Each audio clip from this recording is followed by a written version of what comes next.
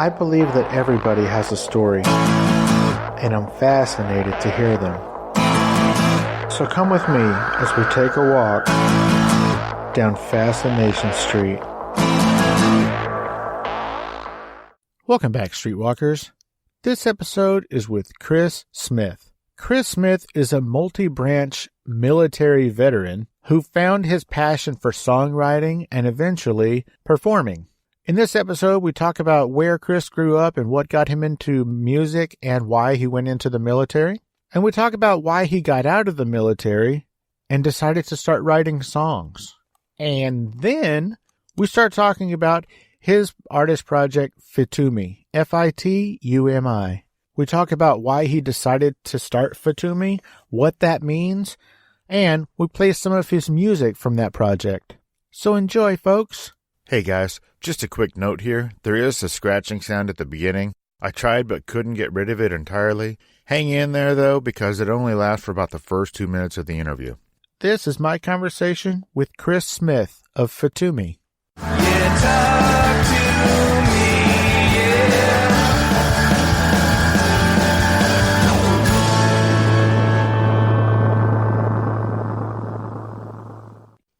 Welcome to Fascination Street Podcast, Chris Smith. How you doing today, Chris? I'm doing good. Thanks for having me. It is absolutely my pleasure. Chris, what I like to do is I like to, help our listeners get a feel for sort of where you grew up and how you got to where you are. So if you wouldn't mind, tell us a little bit about where you were born and raised. Yeah, so I was born in North Carolina, a little town called Danbury. I think my mom said that after I was born, they stopped delivering babies. So I'm not sure what I had to do with that, but probably something. But yeah, I was born in North Carolina. I was raised here in North Carolina. I still live in Winston-Salem, North Carolina. I kind of split my time between here and Nashville, Tennessee, unless I'm traveling somewhere like LA or Atlanta. Born and raised here. Rock on. So did you go away to college or anything like that? Yeah, I went to the amazing Appalachian State University, home of a great football team, home of Luke Combs, home of Eric Church.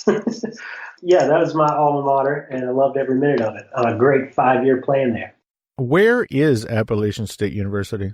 Yeah, so first of all, if they call it Appalachian, they're going to kick you out of there. You got to go southern and call it Appalachian.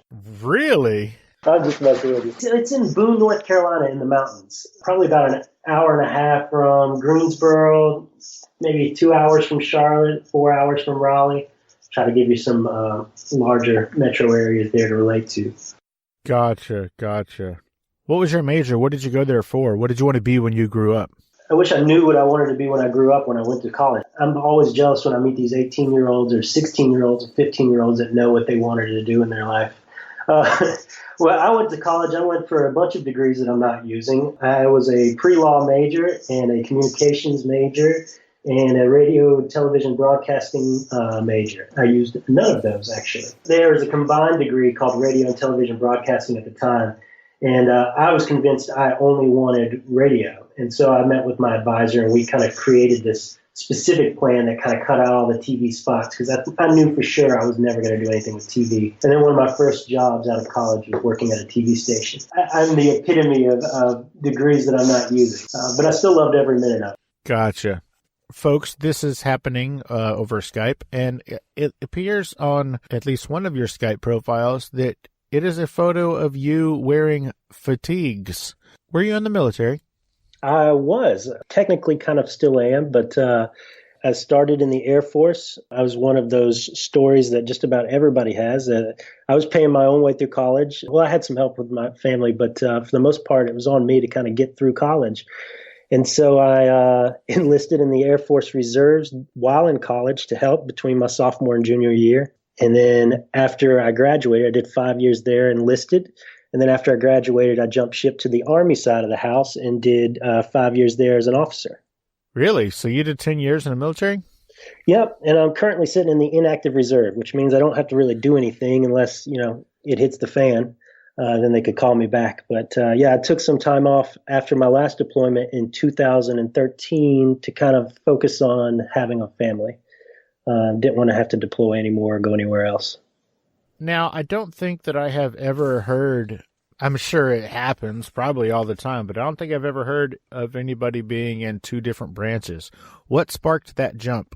I actually love the Air Force and I love the Army. There's a couple things that sparked the jump. For me, there was a weird rule at the time where the Air Force was not taking prior enlisted officers. I don't know why. If you ask me, it should be a requirement that you should be prior enlisted and have some of that time on the other side of the house before you become an officer. But it was a rule at the time that the Air Force wasn't taking them, so the Army gladly opened its arms to me, and I gladly took it. And plus, the Army also had some things that I was more interested in. In the Air Force, I was doing some logistics stuff, but at the Army, I was more interested in intelligence type of things. So I became an Army intelligence officer. Oh, tell me everything you know about Army intelligence. Just kidding. It's really exciting. When I took the job, I thought I was going to be like James Bond with this license to kill. And it turned out that I was more like Moneypenny with death by PowerPoint. That's funny. So when you said that the Air Force wasn't taking prior enlisted, that means that you had to join the military as an officer? You couldn't be promoted from enlisted to an officer? Correct. Yeah, they weren't taking anyone into the OCS ranks, at least via the path I was trying to go. That was prior service at that time. I don't know if that's still the case or kind of what that hindrance was at the time. But yeah, so I looked for another outlet and I found it in the Army. That sounds super weird.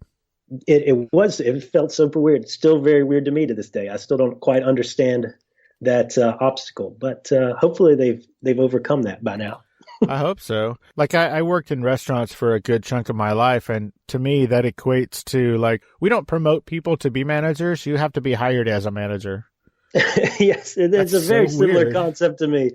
I don't know. It felt very strange to me at the time. They wanted me for what's called a warrant officer, where it's kind of, you take that kind of enlisted specialty skill and you apply it into the ranks of warrant, which is kind of this no man's land between officer and enlisted, where they're the kind of experts of their domain. But they would not let me go full blown officer, so I wasn't sure what to do. So I searched around and I found out that I could transfer relatively easily. And so I did it. And it worked out well in the long run. I will say, though, to the Air Force's credit, with the Air Force, I saw, places like Hawaii. With the Army, I saw places like Fort Bragg in Iraq and Afghanistan and Kuwait. So the Air Force wins the battle of great spots to send their troops. Nice. I live in San Antonio, born and raised. Yeah. Huge military town here. Yeah, I was down there at Lackland. I'm sure you were for basic training, right? Right. So at one point, we had so many military bases. We had Army and Air Force. But between the two branches, we had so many Air Force bases or military bases that when 9/11 happened, all of San Antonio was 100% sure we were the next target because we had so many bases. Oh, man. It was pretty crazy.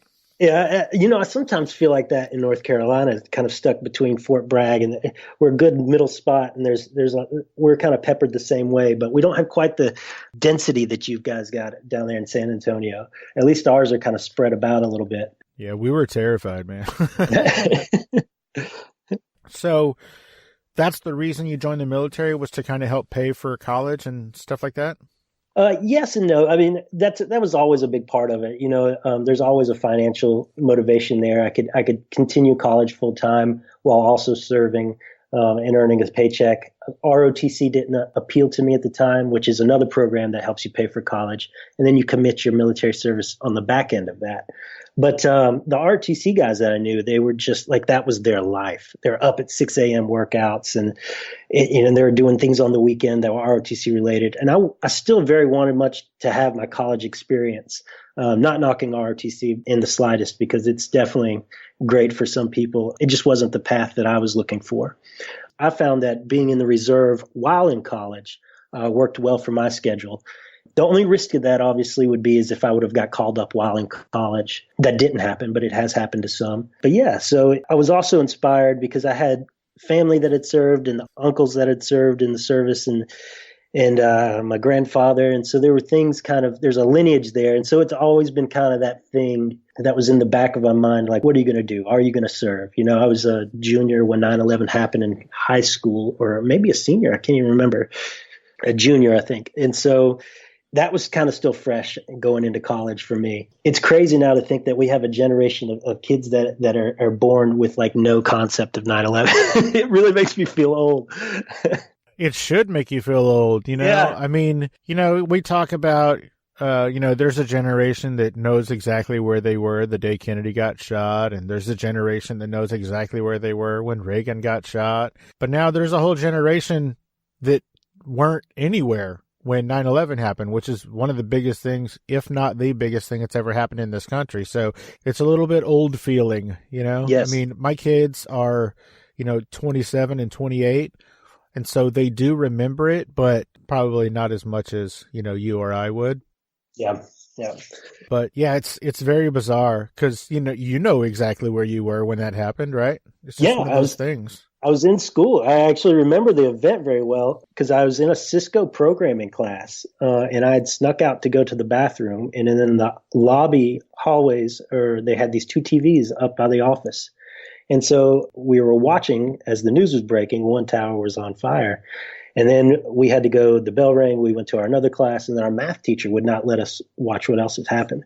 But I just remember that very vividly because I had just happened to kind of escape out of the classroom for a minute and caught what was going on.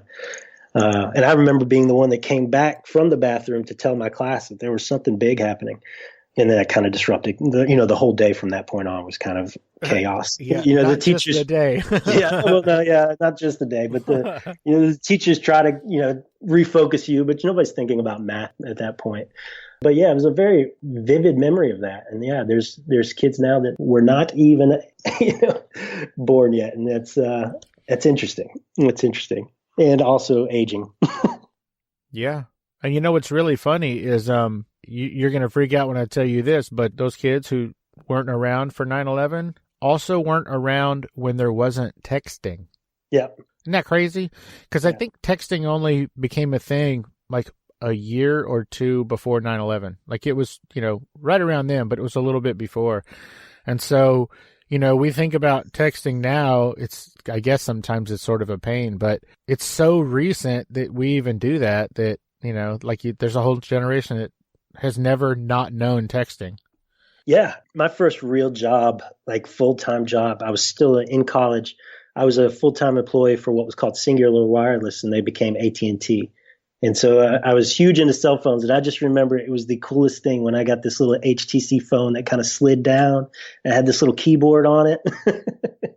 And I thought that was a big step up from the old Nokias where you pressed your button multiple times to get the letter you wanted.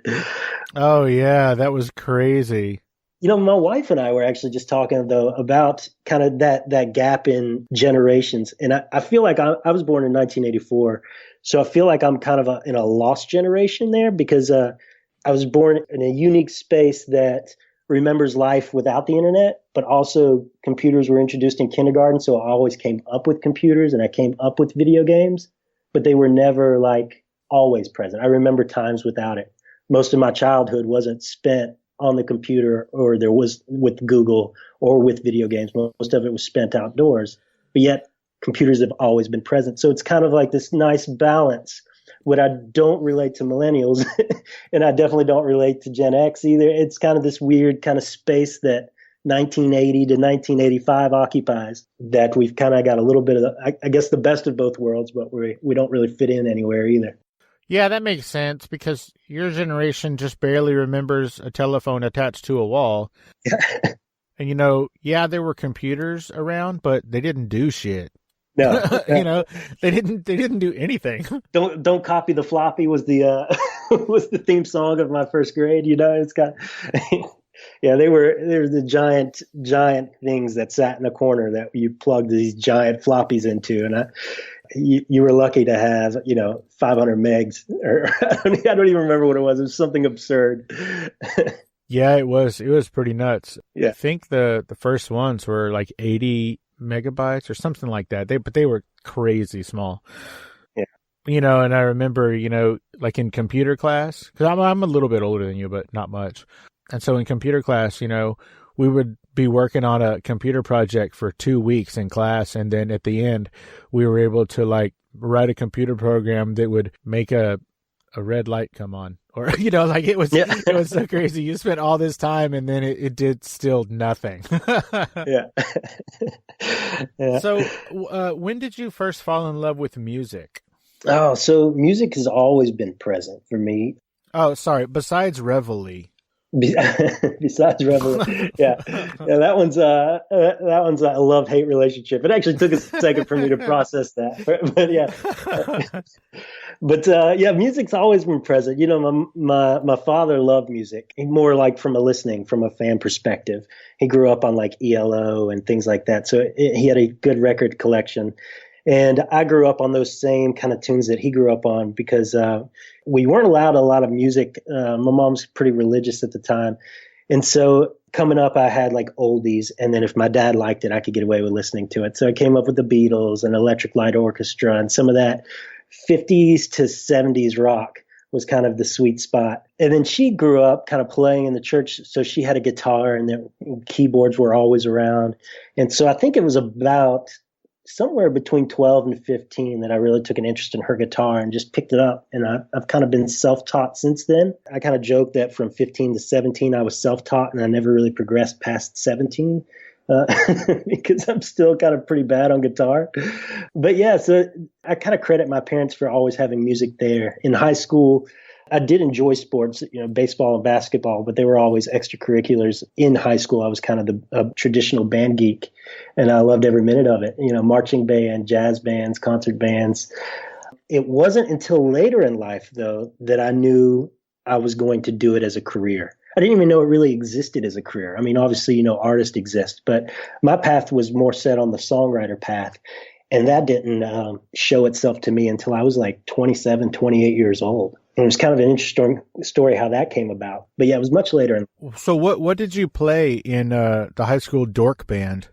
Yeah, the high school dork band. Yeah, that I proudly owned too. I was a proud dork. No, but I was trumpet and I played baritone, mostly brass stuff. Trumpet, baritone, played tuba once in a long parade that nearly killed me. What nearly killed you about it? The fact that it was so damn heavy, or that you got to blow so hard on that thing? Yeah, literally, I had never played tuba a day in my life. This was one of those giant wraparound tubas. And then we were doing this Christmas parade where we walked. It was only about 2 miles. It wasn't anything like crazy extensive, but they put that tuba on me and said, hey, we need you to play this today. And I said, got it. I think it was about mile 1. I was like, oh, shit. This is a little different than the trumpet.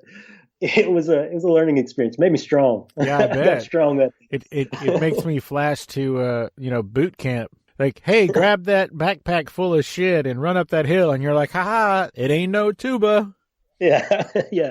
I guess that's a good way of looking at it. It prepped me for boot camp. Yeah. Hey, Streetwalkers, here's a word from our sponsors. Guess what, Streetwalkers? The gear is here. A bunch of you have been asking for quite some time, and now finally it's here. Head over to FascinationStreetPod.com and check out the gear tab. There, you'll find all kinds of FSP items to tickle your fancy. T-shirts, coffee mugs, sticker packs, pins, buttons, coasters, and my personal favorite, for just $5 you can get one of those weird little phone handle pop thingies. So head to FascinationStreetPod.com and show the world that you're proud to be a streetwalker. Special thanks to my good buddy Stephen O'Reilly from the Bar Star Podcast for these dope drum beats. Check out Steve's work at O'Reilly Drums on Instagram or search Stephen O'Reilly on YouTube. Let's get back into it. So tell me about when you found out that you could write songs. Well, it was after I left the Army. I came back from deployment in 2012, and I was always playing music. But I'd come back. I'm smart about my money, and I'd kind of had this little reserve pot of money here. And it was kind of sitting in a situation where I was like, well, what do I want to do with my life now? I've kind of got this spot where I'm going to separate from the Army for a period, focus on having a family, I need to figure out what it is I want to do. I've got all these degrees I'm not using. Do I want to use one of them? Do I want to take time to really kind of chase this music down? That's always been this kind of passion on the side. And so I decided that I'd take a year and really focus on being a musician. And at the time, I had no idea what that even meant. I didn't know if that meant I was going to be playing cover songs at a bar. But I just dove into the music scene locally. I found song circles, and I found guys that were writing these amazing songs that were kind of they were more like folk Americana kind of things. And that's actually what hooked me. They were telling these great stories. And I was like, you know what? I was kind of arrogant and had just enough bravado to think, I could do that. You know? So is a song circle like a writing group? Yeah. How did you just happen to find one? Well, this one was random because it's this guy. It's a place called Didnt Farm. I'll give them a shout out because they were big for me. And it's a guy named Dean Driver, and he had an old tobacco kind of field and a tobacco farm that they had converted into this kind of stage. And their whole thing is they're not really a venue supporting music. It's this guy's backyard. And so he'll bring in music acts. And the whole thing is he doesn't pay anybody, but he doesn't charge anything. Everything is 100% donation based. You come, if you give what you can give, 100% of whatever gets donated goes to the band. Often the band makes way more than they would have had they had some set guarantee in today's day. But yeah, it's this kind of thing where he's just out there promoting music. And I don't honestly remember how I discovered it initially. Maybe it was a Craigslist post or somebody mentioned it in passing. But I went out there and it was like 6 guys sitting outside the back of this guy's house. So I didn't really know what I was getting into. And they turned out to be some of the better songwriters in our area. They're just crafting really genuine and unique stories. And I kind of took my first one there. The first one there, I just listened. I didn't play anything. I was terrified. I should back up. Some of my greatest fears are things I can't control. I'm terrified of sharks. I don't like snakes. I guess I could control that to an extent, but I feel like I don't like the idea of drowning. I feel like those are logical fears. But I also have this huge fear of singing in public. And I don't know where it came from because I'm very fine talking to large groups of people. But singing was just terrifying to me. And so I decided that this was something I could actually do something about. I wasn't going to do anything about my shark fear. I didn't want to do anything about my snake fear. I didn't even know how I would tackle a drowning fear, but I could tackle this irrational fear of singing. And so, but the first time I went out to Doodad Farm, part of me was watching and just kind of observing. Part of me was, I actually went with the intent of sharing something, but the fear got me that whole first time I went out there. And so I just sat there mute and, I congratulated them on their songs and gave them compliments, but I didn't play anything. But then I took it back the next time and I said, you know what, damn it, this is ridiculous. I'm going to sit down. Not only am I going to write a song, but I'm going to take it back and I'm going to perform the hell out of it. So I wrote this song, which at the time was, looking back in hindsight, now that I've been a full-time songwriter for going on 8 years now, 8 or 9 years. Looking back on it, it was not particularly well written, but it was a great start. And I got enough love and praise there, and I was naive enough that with their love and praise from when I performed that song, I thought, I could do this full time. I had no concept of what it meant, but I just knew. I was like, I could be a songwriter. There's nothing to this. Man, I was an idiot. But that was the kind of catalyst for me. It was just that very first and second kind of song circle in which I performed and wrote my first song was really all I needed to do to know, this is what I want to do with my life. So you mentioned that, your first song wasn't all that great, but it gave you enough of confidence to keep going. And I feel like everybody's first anything is usually garbage. Yes. If you go back and listen to this episode will be somewhere around 180th episode or something like that. But if you go back and listen to the first few, you're going to be like, what is this shit? Even I do that. I'm like, what? I mean, it sounds shitty. Like, the audio quality's not there. I'm nervous. I probably stutter. Hell, I probably sneezed into the microphone. That's what editing's for. Don't stress it. Yeah. That's funny. I listen to a lot of podcasts, actually, obviously. And it blows me away how little editing goes on some shows. Some of the biggest shows in the world don't edit anything. Yeah. And there's guests coughing into microphones and sneezing, and I'm just like, this is so weird. So What exactly is a full-time songwriter? What does that mean? Oh man, it means a lot of things to a lot of different people. But for me, it means that this is what I do. This is my kind of full-time gig. I do have a couple other side passions, I like to call them, that I'm working on. But I dedicate the bulk of my time and make the bulk of my living from songwriting. I started off my career very methodically. I was like, I'm going to take a year to learn what it is to write a song. And so I dove into organizations like the Nashville Songwriters Association that kind of was like a training ground for songwriters. There's another organization called Songtown that was big. They were kind of starting as I was starting.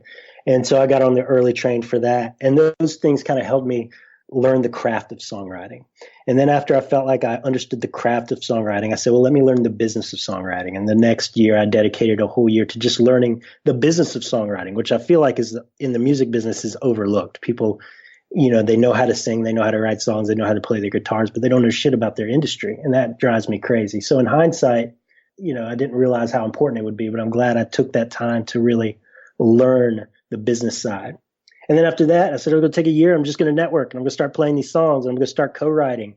And then from there, each year I've set kind of these obtainable goals, but I want to get a song cut by an indie artist, and then that year I get a song cut. Okay, this year I want to get a song held by a major artist, and you get a song held by a major artist, and you're like, okay, this year I want to venture into the sync world, which is music for film and TV. Okay, let's try that, and then you get a little small placement. It's been just enough to feed the addiction, every year after year, just enough forward momentum to keep at it. And then now I've kind of moved from, I started in the country world, and now I've kind of come full circle where I've ventured into the artist side of the world with my new project, FITUMI.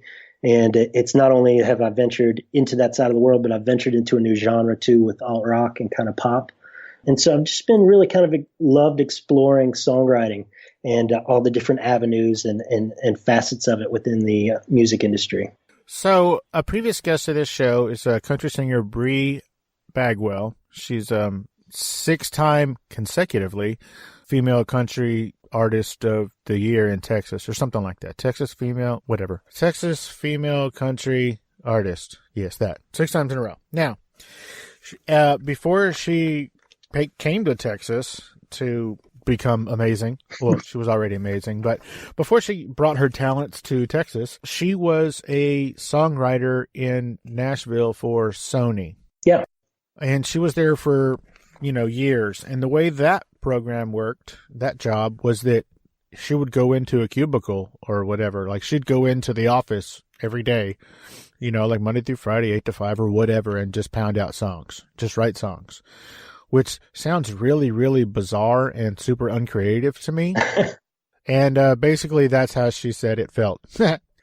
So when you are a full-time songwriter, you're selling them, right? Yeah. I mean, that's ultimately the goal. I'm selling and writing. Now, you don't have to get into specifics, but if you wouldn't mind, what is a price range that someone might buy and or sell a song for? Oh, yeah. So it doesn't really work like that, like a traditional kind of exchange of goods in a store kind of a situation. You're actually not selling. Selling is the word that I would use to just have in daily conversation with people that aren't songwriters, but you're actually licensing music is what you're doing. And so what would happen is, let's say, Bree was a staff writer for Sony. She would write a song. Sony would pitch it to an artist. If an artist wanted to cut that, they would put that song on hold.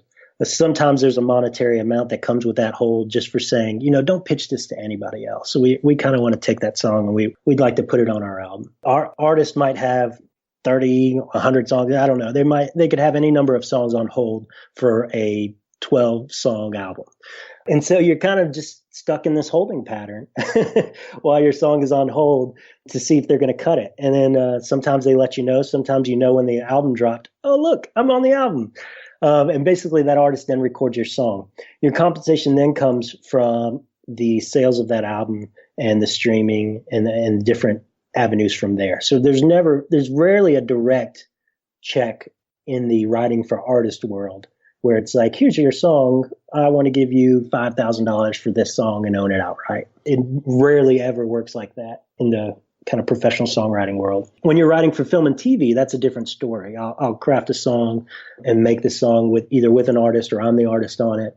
And then Apple or somebody will come and say, hey, we'd like to use this song in a commercial. Here's a check for, well, Apple has big checks, but the bulk of the checks, the MTVs of the world, the Lifetime channels, those are around $2,000, things like that. If somebody wanted to use it in a commercial spot or on a television, different things affect the price and what you could get for it.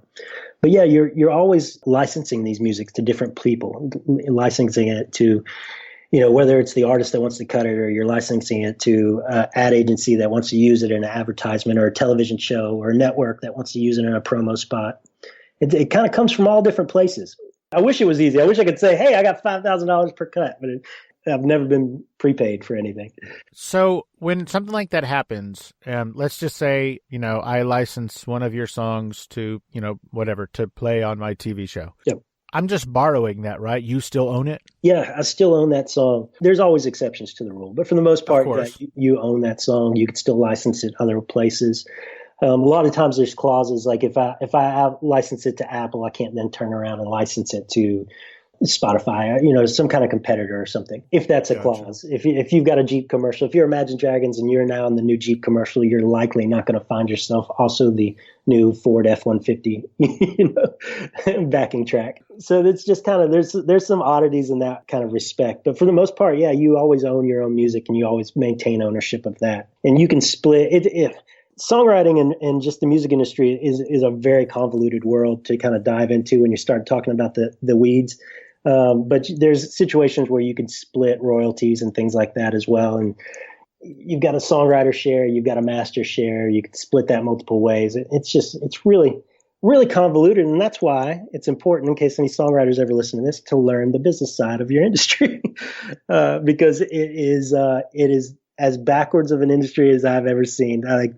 They've just made it as complicated as they can make it for songwriters to just understand how they're getting paid. So it's important that you kind of try to understand that if it's a career you want to get into. And for that, I recommend organizations like NSAI, SONA is another one. There's good organizations out there that are trying to educate people as to the industry of choice, songwriting industry. Very cool. And, a lot of people, that's how they get their start. Similar to you started out writing songs and, maybe selling them to other people. I'm pretty sure that's how Willie Nelson got his start. I wouldn't be surprised. Willie's been a player on the scene for a while. So there's lots of cool songwriter stories, like Chris Christopherson landing a helicopter on the lawn of Johnny Cash to give him a song. I think it was Johnny Cash to, play him a song. And that was his big break. Well, if it was Johnny Cash, he's lucky that Johnny didn't shoot that bird out of the sky. Yeah, and if I'm wrong on that story, somebody will definitely correct me. They'll crucify me. I'm sure. Yeah. Screwing up songwriting folklore. But there's really cool stories. Everybody seems to have got their start in the songwriting world, and kind of either they stumbled across it like me, or they have some great story that really one-ups what I've got to say. Well, I mean, like with Willie Nelson, for instance, he's been in the game so long that before he was famous for being a singer, I mean, he wrote Patsy Cline's Crazy. Yeah. Like, that's how long he's been in the business, is he wrote Crazy. Yeah. That's crazy.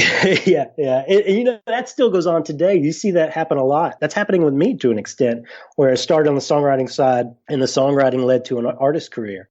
Oh, Sia as well. Yep, Sia is a great example of that, of a songwriter that had great success as a songwriter and then is also an artist or became an artist. And, specifically with Sia, she had a similar stage fright as yours. She could write songs all day, and I think she could even speak in front of large groups, but singing in public was not in her wheelhouse. That terrified her. And so I think at the beginning of her career, she literally would face away from the audience on stage.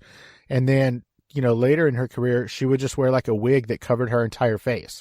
So, I mean, those are the reasons that she did that, is because she had that same stage fright.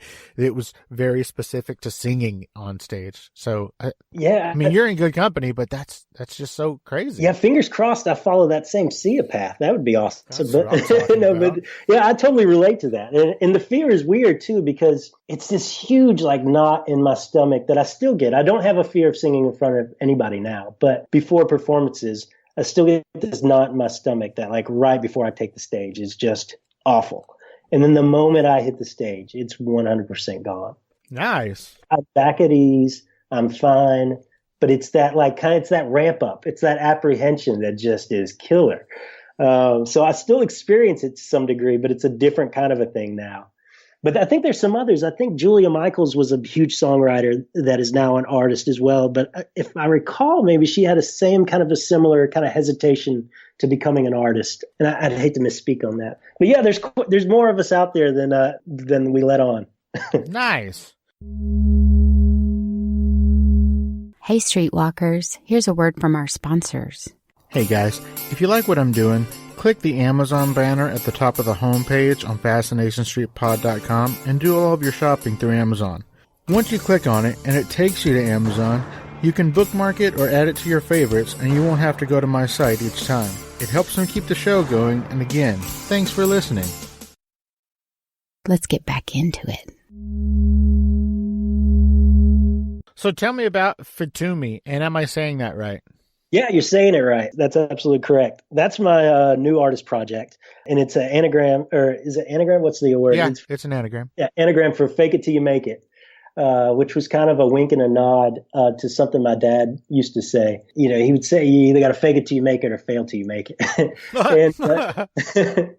And I've always kind of appreciated that saying. And also it was kind of this thing where it was like at the time, 30-year-old songwriter, 30-plus-year-old songwriter that had never been an artist before, that has a fear of singing, that was known for writing country music, that says, you know what, fuck it. I'm sorry. Can I curse on this podcast? Please. Okay. I'm sorry. So you served in 2 branches of the military. You can say anything you want, anywhere you want. I said it and then thought, I hadn't vetted if that was okay yet. But yeah, so I was a 30-plus-year-old guy that comes from the countryside of the house that was terrified of songwriting. That was like, you know what, screw it. I'm going to do this alt-rock project where I'm the artist and I'm singing my own tracks. And I'm just going to go out there and give it a shot. And then a friend of mine asked me at the time, he's like, well, aren't you afraid you're faking it? I was like, I'm not faking it. I said, I love alt rock music. I wrote these songs. They all mean something to me. I said, we can't get hung up in this element of like faking it. We're all faking it to a degree, whether you're editing your profile picture before you post it up online, whether you're just posting the highlights. It's a social media world. As long as there's an element of honesty to it, of what you're doing, and you're just being honest about who you are and what you like to do, I don't get hung up on what other people are thinking about you and what they're saying about you. Just do you. And so that's kind of what the project was for me. I just wanted to kind of break out and do me and try some new things and explore this side of me that I hadn't been able to explore as a songwriter. Nice. So one could say Chris Smith decided to do me with FITUMI. Yes, I like that. Don't be surprised if I steal that. I need not trademark that before I can put it on a T-shirt. I will not do it. You have my full permission. Go right ahead. So I understand that FITUMI is a project, and there's an album associated with this, right? Yeah, well, an EP, yeah. Okay, and how many songs are on an EP? For this one, there'll be 5 songs, and then EP2 is also ready to go. There'll be another 5 songs behind that. Okay, so why a double EP instead of a full album? Oh, man, we're diving into the weeds of the industry again. Okay, never mind. Don't do that. It's actually interesting. Do it. It's a singles-dominated world that we live in now. People don't consume albums like they used to. That's not true for all. Everything I'll say, there'll always be exceptions to the rule. But for the most part, we're a streaming generation. We're a singles-dominated generation. People are consuming tracks. They're not consuming albums.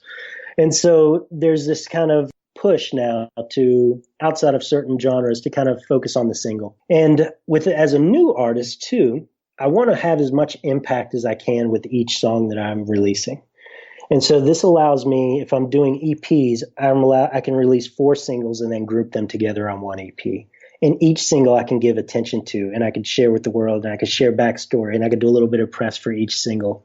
Versus if I drop 15 songs on one album, then I'm kind of promoting the album as a whole. But that kind of promotion period ends, after a month or so. And then it's kind of like, what do you do now? Do you got to make another album?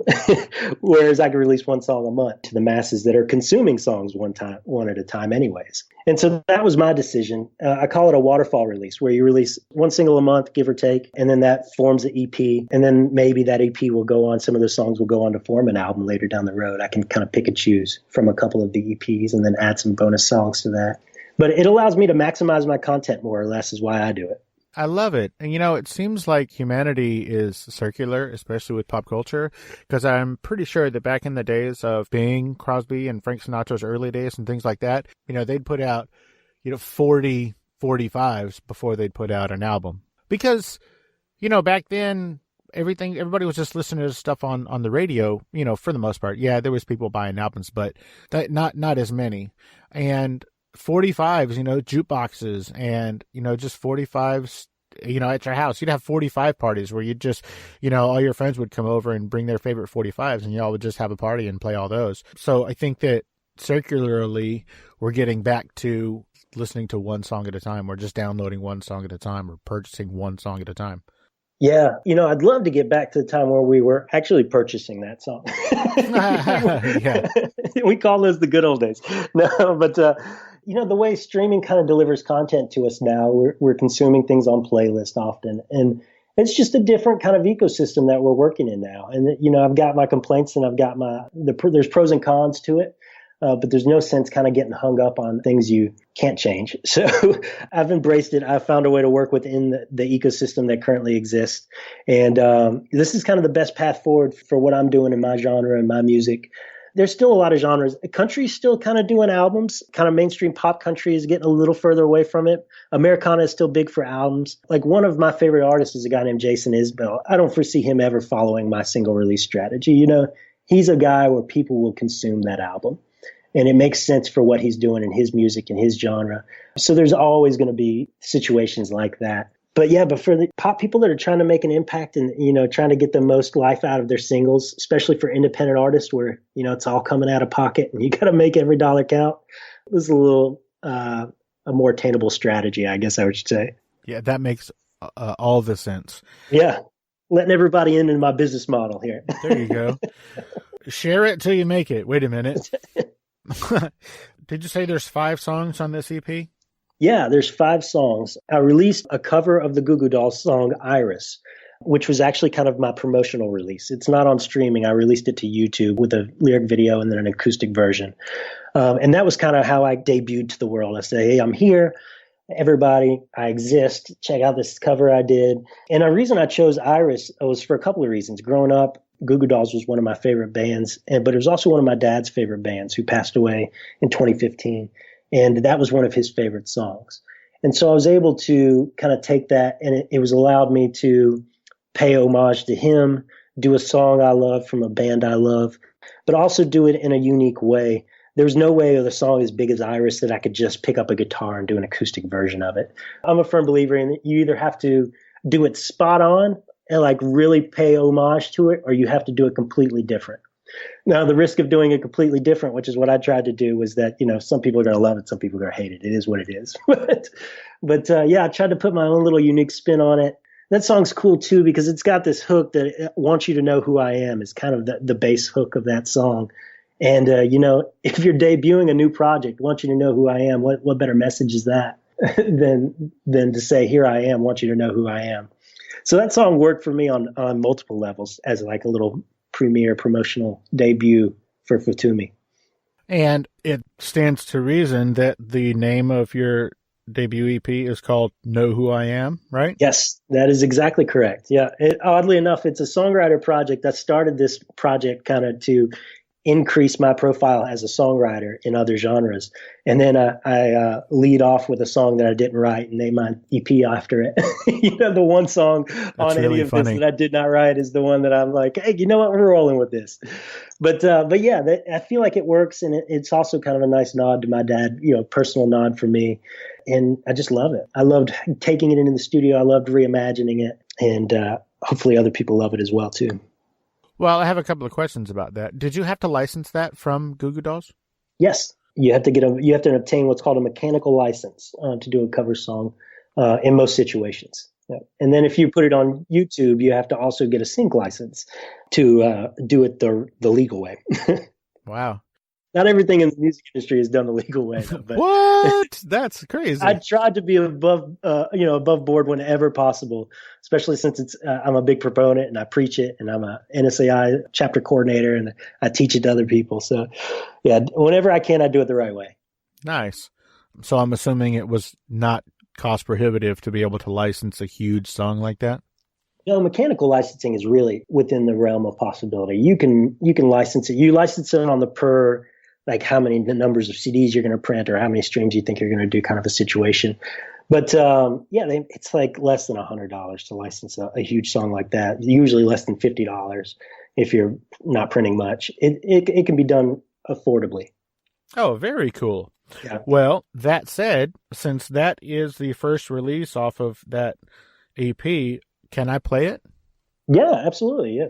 Would you do me a favor? Would you intro it like you're a radio DJ? Oh, Jesus.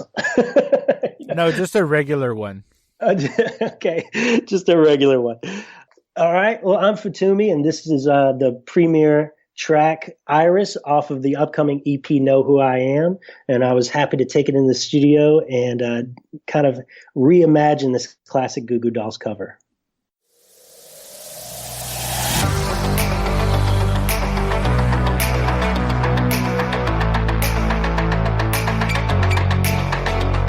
I'd give up forever to touch you, 'cause I know that you feel me somehow. You're the closest to heaven that I'll ever be, and I don't want to go home right now. And all I can taste is this moment. All I can breathe is your light. And sooner or later it's over. I just don't want to miss you tonight. And I don't want the world to see me, 'cause I don't think that they'd understand.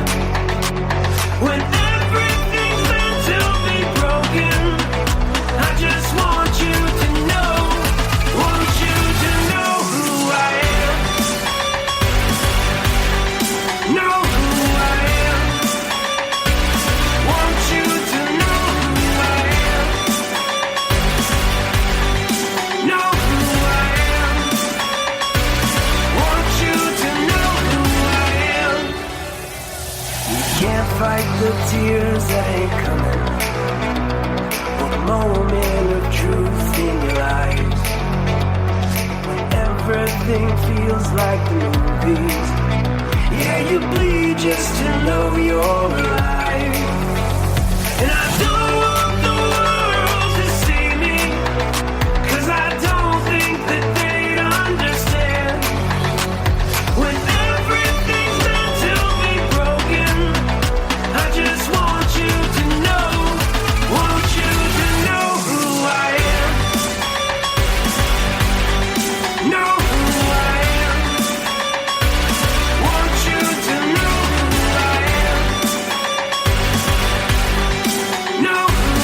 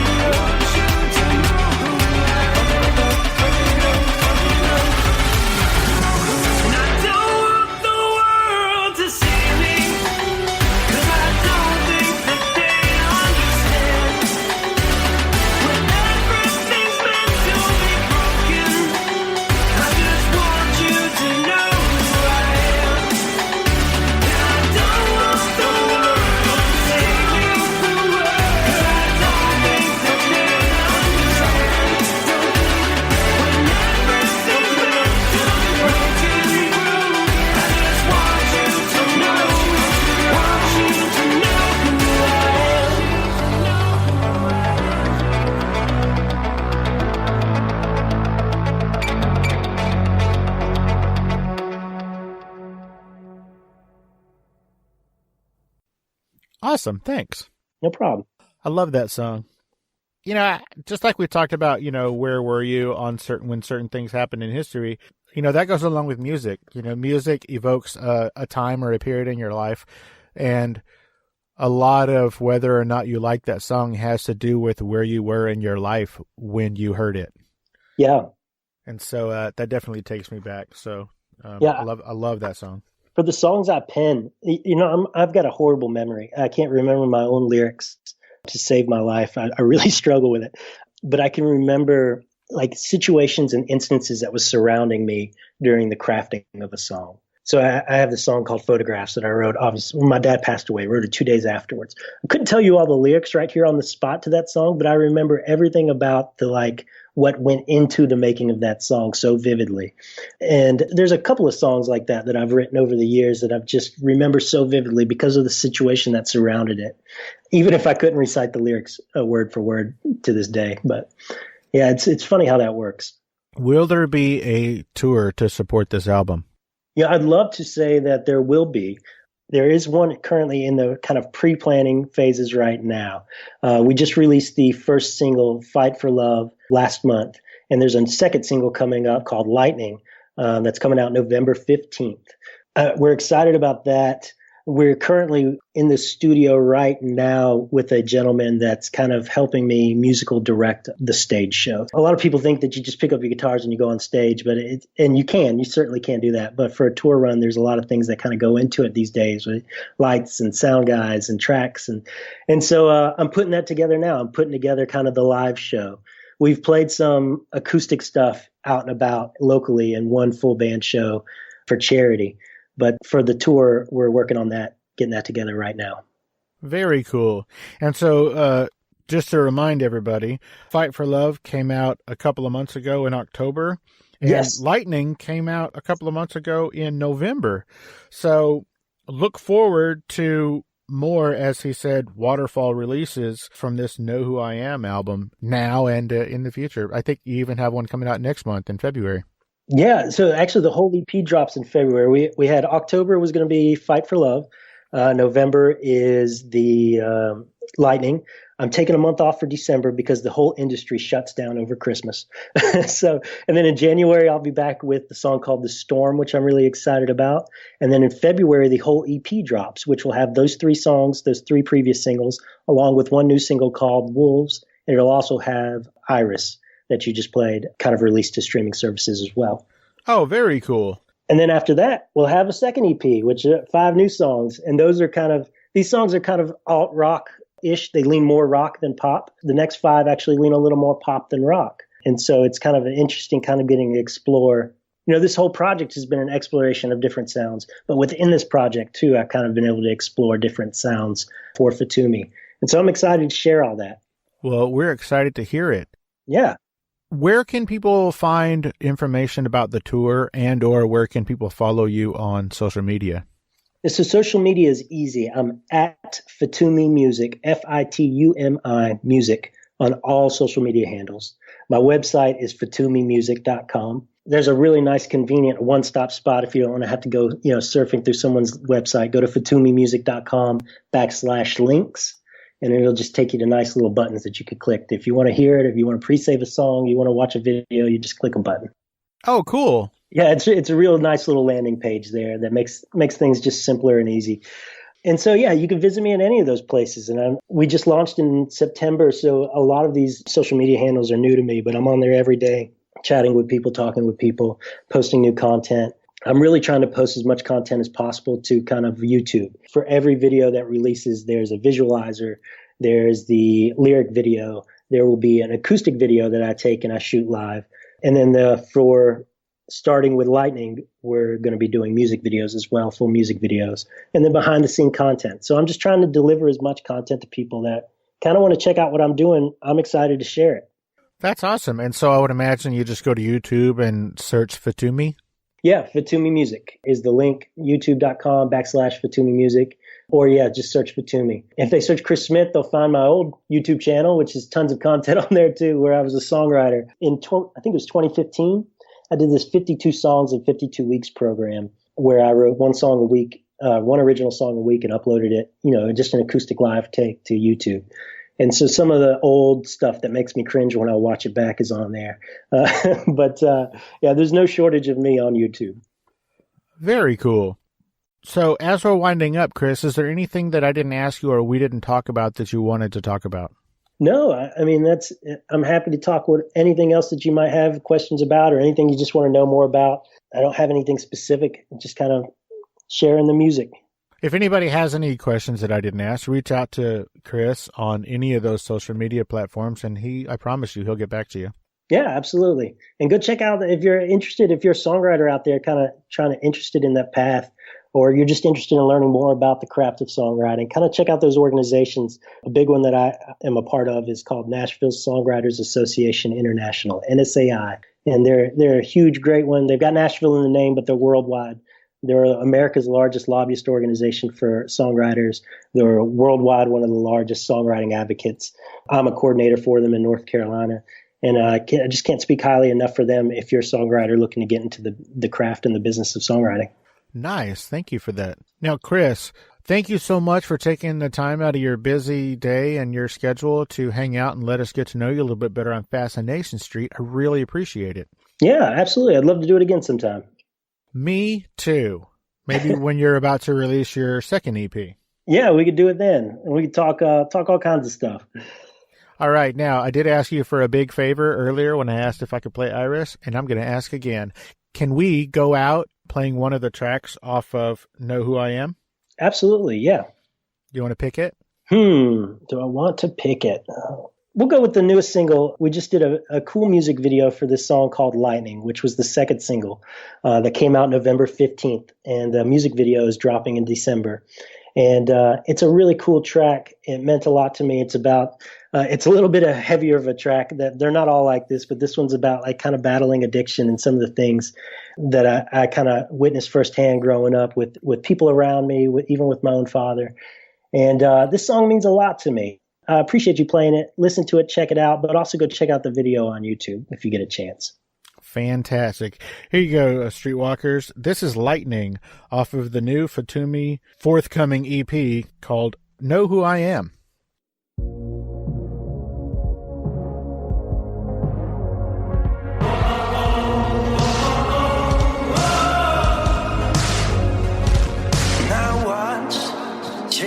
Clouds roll over the tallest peaks, filling the valleys below with the grayest gray. And I watch the shadows dance across an old live oak tree. It will have to stand up to another storm today.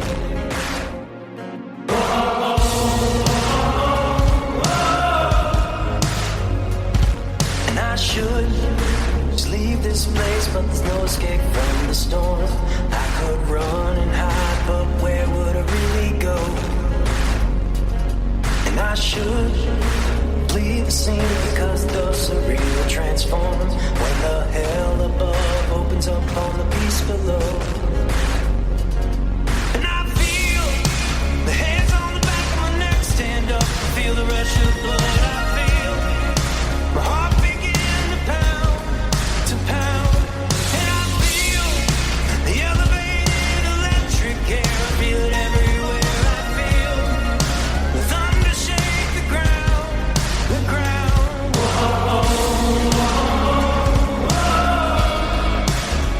I feel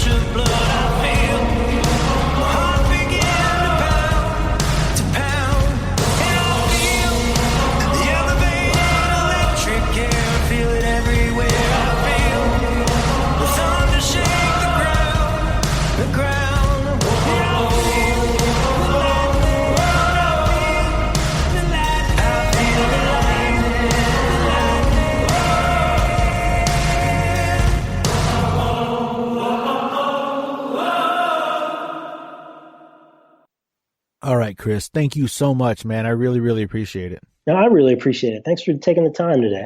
Absolutely. It was a pleasure talking to you. And when you go on tour, man, you swing through Texas, which I know you will because everybody goes to Austin. Give me a holler, man. I'm about an hour away from Austin, but I'd love to come up there and, buy you a beer.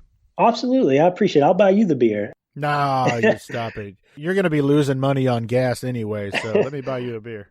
I was actually out your way not too long ago. I do my side kind of passion is renovating and flipping homes, and so we were looking at something out there. My cousin lives in Dallas, and so we were looking at something in that kind of general area. Ultimately, I decided it was a little hard to project manage from North Carolina. Yeah, I was going to say that's far away to be doing that kind of nonsense. But there was a possibility, and they wanted me to renovate it, and they were going to live in it. And you do crazy things for family. But luckily, I didn't have to go down that path. But, nice. Well, that's good. Good for you. It was great meeting you. Hey, you too, man. You take it easy. I appreciate it. You too. Take care. Bye-bye. As always, thanks for listening, Streetwalkers. And don't forget, follow the show on Twitter at FascinationSTPD, on Instagram at Fascination Street Pod. Follow the podcast page on Facebook at Fascination Street Podcast. And of course, you can always email me at fascinationstreetpod@gmail.com. And if you haven't already, don't forget to hit the like and subscribe button and rate us on iTunes. For the next 3 months, everybody who rates and reviews the show and sends a screenshot to fascinationstreetpod@gmail.com will get a free surprise gift mailed to them. Every single one of you. So do it. Thanks, Streetwalkers. Opening music is the song Magnolia from the 2014 album Intransigence, used with permission from Douglas Miles Clark. Closing music is Apollo from the 2001 album Into the Known by the band Sapphire. Thanks for hanging out with us and getting to know a little bit about our guest. We'll see you next time on Fascination Street.